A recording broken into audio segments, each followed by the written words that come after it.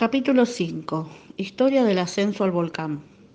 Durante el trayecto desde la capital hasta el volcán recorrimos zonas pantanosas, largas extensiones desoladas, áridos pies de montaña, todo bajo la luz del sol, porque durante el verano en esas regiones ocurre un fenómeno natural que permite que el sol sea visible durante todas las horas del día.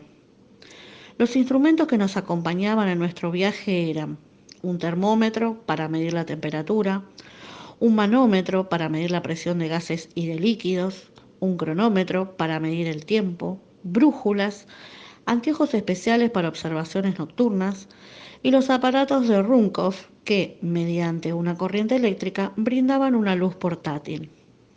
También llevábamos algunas armas y varias herramientas, picos, martillos, hachas y largas cuerdas con nudo. Nuestra ropa era cómoda y los zapatos estaban impermeabilizados. Las provisiones consistían en carne concentrada y galletas, y calculábamos que nos durarían 6 meses. Nos acompañaba, además, un mapa detallado de Islandia. En ese tramo de la expedición me inundaba el placer de recorrer a caballo un país desconocido. El 21 de junio llegamos a Stapi, justo al pie del volcán. La aldea no tenía más de 30 chozas y estaba edificada sobre un mar de lava, en el fondo de un pequeño fiordo, bajo los rayos del sol reflejados por el volcán. 2 días después comenzamos el peligroso ascenso al Sneffels.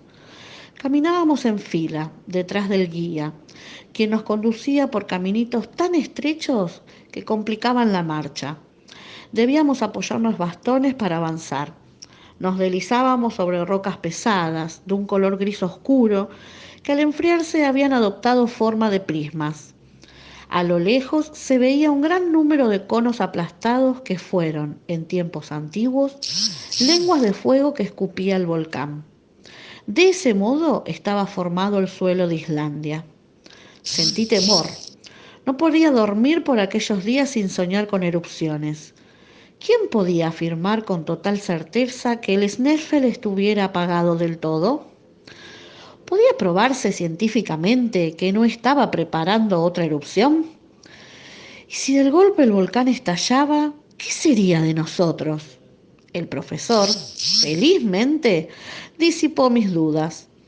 Explicó que hay señales que envían los volcanes antes de estallar y que el Sneffels por el que ascendíamos lentamente no había emitido ninguna de ellas, así que podíamos quedarnos tranquilos. Al llegar a la cima, el espectáculo que contemplábamos nos maravilló. Podíamos ver gran parte de la isla, extrañas formas y colores, los picos y los glaciares, el océano a lo lejos. Habíamos trepado 1700 metros hacia el cielo. Era hora de descender a través del cráter.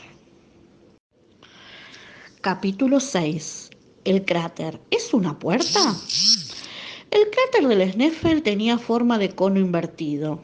Al asomarme pensé, caeré por este embudo. Calculé su profundidad y eso me produjo cierto temor. Sin embargo, las pendientes eran suaves y nos permitían descender bastante fácilmente. Hans, con su habitual aire distante, se colocó al frente de la caravana. Desde la salida de la aldea nos acompañaban unos cargadores irlandeses que llevaban los bultos con las herramientas y las provisiones, mientras los demás los seguíamos en silencio. Durante el descenso, en ciertos pasajes, fue necesario que nos atáramos unos a otros con una larga cuerda para que, si alguno llegaba a resbalarse, quedara sostenido por los demás. Una vez en el interior del cráter, levanté la cabeza y vi el orificio superior del embudo. A través de él se descubrió un pedazo límpido del cielo de Islandia. De pronto escuché exclamar a mi tío: «Axel, Axel, ven y mira». Así pude leer sobre la superficie de una roca, grabado en caracteres rúnicos y algo desgastado por el paso del tiempo, este nombre: Arne Saknussemm. No cabían dudas, el mensaje del pergamino era fatalmente verdadero. Quien lo habría escrito había visitado el fondo del cráter y dejado testimonio de ello a través de su firma en la piedra. Pronto quedamos solos mi tío, Hans y yo. Los cargadores habían partido de regreso a la superficie. Esa noche dormimos en el lugar y mi sueño fue breve y sobresaltado. A la mañana siguiente, el pequeño recorte de cielo que podíamos observar desde donde estábamos era nublado y gris. Sin sol, no podría proyectarse la sombra del pico Scartaris, tal como lo señalaba la clave para descubrir la entrada secreta. Era 25 de junio. Si el cielo permanecía cubierto por espacio de 6 días más, ya no podríamos seguir las indicaciones del manuscrito antes de las calendas de julio. Iba a ser necesario aplazar la expedición para el próximo año. Mi tío se mostraba taciturno y por momentos muy enojado. El guía, en cambio, ajeno a nuestros verdaderos propósitos, se veía, como siempre, imperturbable. El día 26 transcurrió del mismo modo. Una mezcla de lluvia y de nieve cayó durante muchas horas. Al día siguiente, el cielo también permaneció cubierto. Pero el domingo 28 de junio, el antepenúltimo del mes, con el cambio de luna varió el tiempo y el sol se derramó en el interior del cráter. Pasado el mediodía, la luz se proyectó sobre las chimeneas naturales formadas en las paredes. La sombra del Scartaris cubrió exactamente la chimenea central. Capítulo 7. Las entrañas del mundo. Había llegado el momento, comenzaba el viaje verdadero. Posé mi mirada fija en aquel agujero incierto que pronto íbamos a atravesar, siguiendo el entusiasmo feroz de mi tío. Hans parecía aceptar con calma y sin sorpresa la nueva aventura, aunque su indiferencia era tan habitual que parecía ser su actitud permanente ante la vida. El camino señalado era un agujero profundo en el cual mi tío arrojó una cuerda. Aprovecharíamos también las salientes que alcanzábamos a entrever en las paredes del hueco. Nos servirían de apoyo mientras bajábamos. En cuanto a la cuerda, el profesor puso en práctica algo sencillo e ingenioso. La desenrolló, dejó caer primero la mitad, después la amarró alrededor de una saliente que formaba la lava y echó al pozo la otra mitad. De este modo podíamos bajar todos conservando en la mano las dos mitades de la cuerda, que no podía separarse. Después de que hubiésemos descendido lo suficiente, podríamos recuperarla con facilidad soltando una extremidad y tirando de la otra.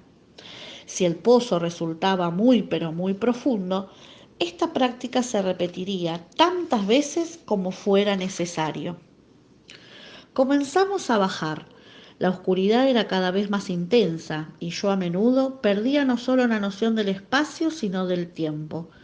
Demoramos casi 10 horas en llegar al fondo del pozo. Una vez allí y en medio de una negrura casi completa, comimos y nos echamos a dormir sobre las piedras. A las 8 de la mañana nos despertó un débil rayo de luz, que era todavía nuestra conexión con el mundo exterior. Según calculó el profesor, estábamos en el nivel del mar. ¿Y bien, Axel?, me dijo, ¿qué piensas de todo esto? ¿No has pasado acaso una noche de lo más tranquila? Jamás hemos dormido en medio de tanto silencio en nuestra casa de Königstrasse. No hubo aquí ni ruido de carruajes ni gritos de vendedores. Es cierto, en el fondo de estos pozos se está muy tranquilo, lo interrumpí, pero esta tensa serenidad tiene para mí algo de espantoso.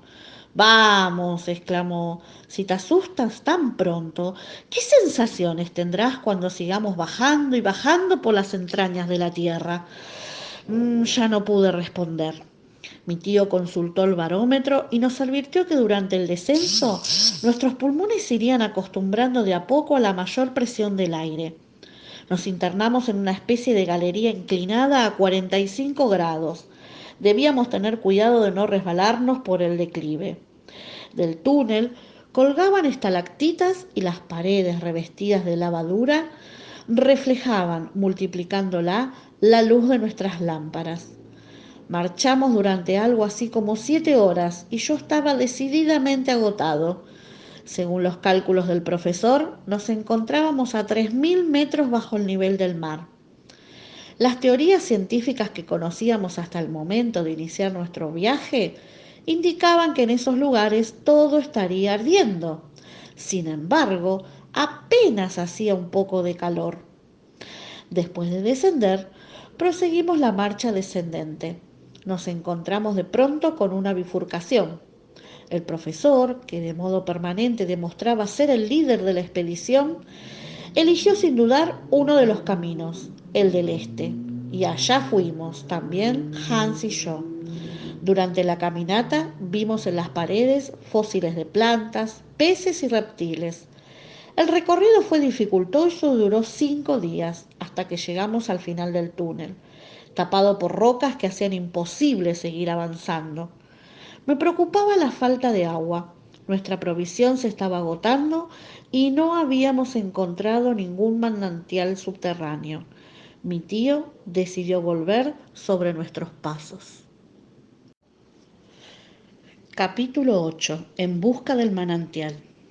Por fin, el 8 de julio, arrastrándonos sobre las rodillas y las manos, llegamos, fatigados y sedientos, al punto de intersección de las dos galerías de donde habíamos partido días antes. Allí me tendí sobre la lava y mi tío se acercó con su cantimplora. Es el último trago de agua que nos queda, susurró, y me lo dio de beber en la boca. Yo casi no podía moverme por la debilidad y el cansancio. Su gesto me emocionó y me fortalecieron tanto el agua como su apoyo. Mi instinto me decía que aquello era demasiado peligroso y que debíamos regresar a la superficie. El profesor me dio la posibilidad de volver con Hans mientras él seguía el viaje programado. Sin embargo, me pidió un último esfuerzo, avanzar juntos un día más por la galería que no habíamos explorado aún, la que hacía unos días él había descartado como camino a seguir. Si entonces no encontramos un manantial subterráneo que nos provea de agua, volvemos, dijo, y acepté su propuesta. La nueva galería por la que bajábamos es casi un laberinto lleno de recodos. Las rocas de las paredes brillaban pues tenían mica. La luz de las lámparas hacía resplandecer aún más la mica y el efecto que esto producía resaltaba cegador, centellante. Estábamos atravesando la corteza terrestre. Después de una ardua marcha, llegamos a una zona en que las paredes eran de granito y entonces cesó el juego de la luz. Avanzábamos y la sed se hacía cada vez más insoportable. Hans, sin decir palabra, como era su costumbre, avanzó más rápido que nosotros y pronto lo perdimos de vista. Me asusté, temí que nos hubiera abandonado, pero no, estaba buscando agua. Había escuchado un rumor y seguía esa pista. Mi tío y yo comenzamos a oír extraños ruidos y el profesor explicó: ese rumor es el de un río subterráneo que circula a nuestro alrededor. Apresuramos el paso, motivados por la esperanza de calmar la sed. El solo ruido del agua ejerció un poder mágico sobre mí y me sentí mucho más fuerte y optimista. Hans reapareció entre nosotros y con un pico se puso a perforar la pared. Había descubierto que por allí circulaba el corriente. Ni bien mi tío y yo hubiéramos sido capaces de dar golpes tan precisos. Nuestras manos impacientes e imprudentes seguramente habrían hecho estallar en 1000 pedazos la roca. Nuestro guía, por el contrario, fue desgastando poco a poco la piedra a través de pequeños golpes que repetía una y otra vez hasta que abrió un orificio. De él surgió, con un ruido semejante al de un fuerte silbido, un gran chorro de agua que se estrelló con violencia en la pared opuesta y arrojó a Hans al suelo. Sumergí las manos en el líquido y eso me causó dolor. El agua estaba hirviendo. Mi tío pacientemente señaló: ya se enfriará. Y así fue. Cuando pudimos probarla, la sensación de alivio resultó incomparable. Por su sabor se notaba que poseía muchos minerales. ¿De dónde provenía el líquido que nos había salvado la vida? Poco nos importaba, era agua y aunque tibia todavía, nos revitalizaba. Llenamos las cantimploras. Hans intentó taponar el orificio, pero le resultaba muy dificultoso. Dijo el profesor: no lo cierres, deja correr el agua, que al descender, siguiendo su curso natural, nos servirá de guía y al mismo tiempo calmará nuestra sed. El cronómetro nos advirtió que era de noche. Comimos y nos echamos a dormir. Capítulo 9. Perdido en el interior de la tierra. Al día siguiente continuamos avanzando. El arroyo corría, susurrante a nuestro lado. La galería de granito presentaba formas caprichosas, pero aún así sabíamos, mi tío consultaba a menudo la brújula, que la dirección en la que avanzábamos era sudeste. Yo estaba de franco y buen humor. Aquel día y el siguiente avanzamos bastante en sentido horizontal y menos en sentido vertical. El viernes 10 de julio, según los cálculos del profesor, debíamos encontrarnos a 30 leguas de Reykjavik y a una profundidad de 10 leguas y media. En un momento de la travesía se abrió ante nosotros un pozo angosto, cuyas salientes formaban una especie de escalera. A pesar de esa facilidad que nos brindaba la naturaleza, Hans preparó las cuerdas para prevenir cualquier tipo de accidente y dimos inicio a un nuevo descenso. Cada 15 minutos era necesario detenerse a descansar. Entonces aprovechábamos y nos sentábamos sobre alguna saliente rocosa, con las piernas colgando y conversábamos. A veces comíamos y después bebíamos del arroyo, que se había convertido en cascada al caer por la grieta, que nos acompañaba como un perro fiel. Durante los días siguientes continuamos descendiendo por las espirales de la grieta. Penetramos 2 leguas más en la corteza terrestre. Esto nos colocaba a 5 leguas bajo el nivel del mar.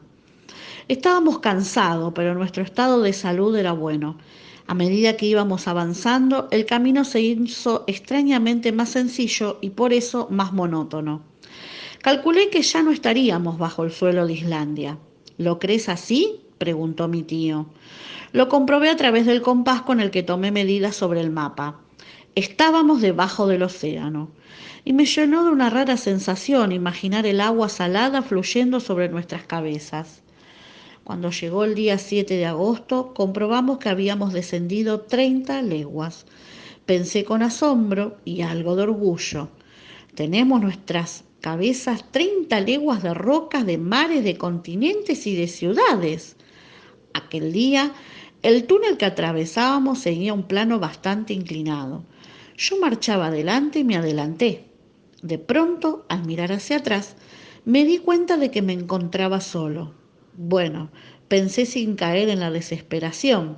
He caminado muy rápido, o tal vez Hans y mi tío se detuvieron en algún lugar. Iré a buscarlos.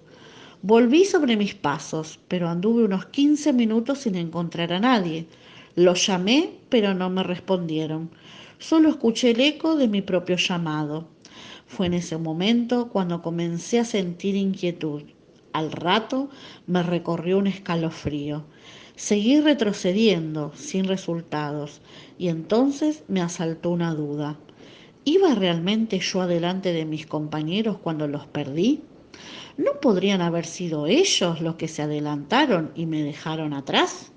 En ese caso, al retroceder cada vez me iba alejando más y más del guía y del profesor. El arroyo ya no corría a mis pies.